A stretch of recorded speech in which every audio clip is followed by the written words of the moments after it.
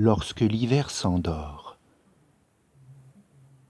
Virevoltant dans l'air comme des hirondelles, blanches hirondelles emportées par le vent, les flocons dans la nuit tombent du firmament, dernière neige au seuil de la saison nouvelle. Les crocus grands ouverts, les narcisses courbés, sentent sur eux peser la fine étole blanche, sans la craindre pourtant, car ils vont triompher. Les bourgeons vont s'ouvrir sur des milliards de branches. C'est le dernier assaut de l'hiver qui s'endort. Que dis-je, un assaut, c'est presque une caresse. Il veut voir lui aussi s'ouvrir les boutons d'or avant que de partir. Il veut voir, le temps presse. Il aurait bien aimé sentir tous ces parfums qui dans l'air, au printemps, en tout lieu se répandent. De nectars et de fruits il a soif, il a faim, mais il doit s'endormir et sa tristesse est grande. Il n'a pas le beau rôle, hélas, le pauvre hiver, lui qui est amoureux de la fière glycine, coquette s'il en fut. Il a le cœur amer. Il voudrait voir chanter la belle Proserpine. Mais à ce rôle austère, hiver doit se tenir. Il glace et il arrache, il dénude les arbres, lui qui voudrait créer. Son cœur n'est pas de marbre, il rêve de changer, mais sans y parvenir.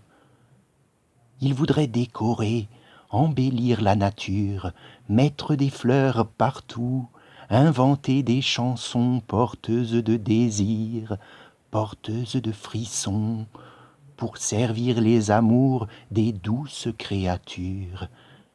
Il voudrait de la joie, ardemment, follement. Lui si sobre toujours, il rêverait d'être ivre.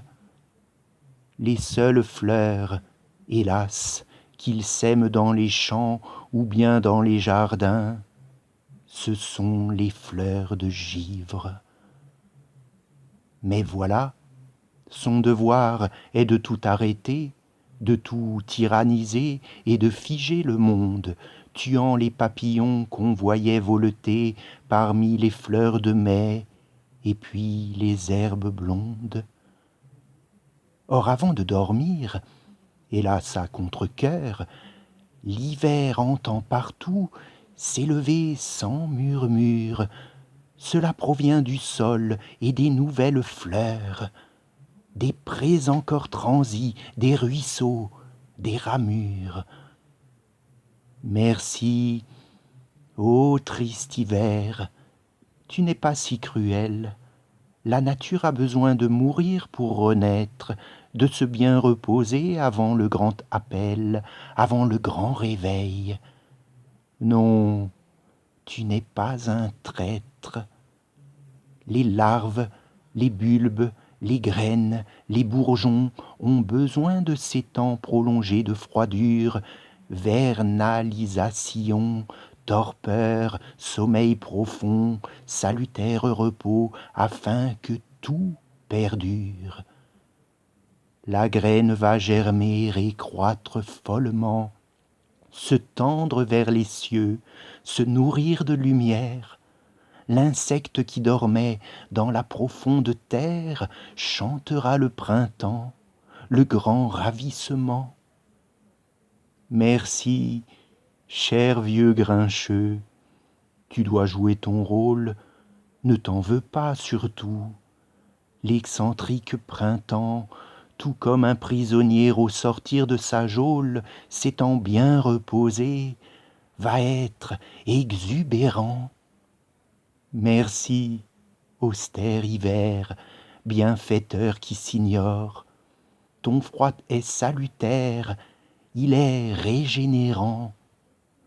Tu crois être haï, mais le printemps t'adore. il fleurit grâce à toi qui t'endors maintenant.